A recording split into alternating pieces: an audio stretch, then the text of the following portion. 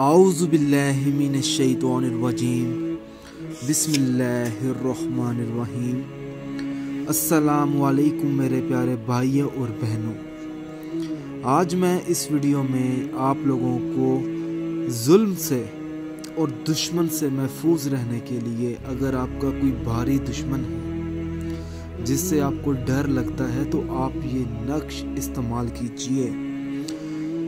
आपने ये नक्श बनाना नहीं है, आपको मैं इस नक्श की आपको सॉफ्ट कॉपी मेल करूँगा या आपके व्हाट्सएप नंबर पर ये मैं तवीज़ भेजूँगा जो आपने प्रिंट करवा कर इसका इस्तेमाल करना है, मगर जायज़ मकसद के लिए। अगर आपको वाकई में लगता है कि आपका कोई दुश्मन है जो आपका घर बर्बाद कर रहा है, ठीक है, या तो आपका रिश्ता ख़राब हो रहा है उस शख्स की वजह से, आपने सूरत इखलास 70 मरतबा पढ़नी है और सूरत काफिरून 21 मरतबा पढ़कर ये नक्श जो है आपने रख लेना है अपने घर, ठीक है।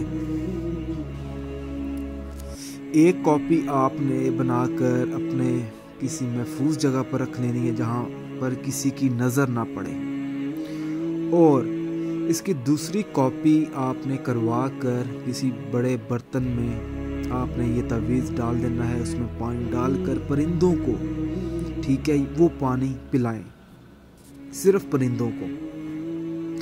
नाजरीन, मैं आपसे एक गुजारिश करता हूँ कि ये जो अमल है थोड़ा सा हार्ड है, ठीक है, क्योंकि ज़रूरतमंद लोग इसका इस्तेमाल करें, अपने जायज़ मकसद के लिए इस्तेमाल करें, क्योंकि उन लोगों के अमल बेअसर रहते हैं जो 5 वक़्त की नमाज अदा नहीं करते।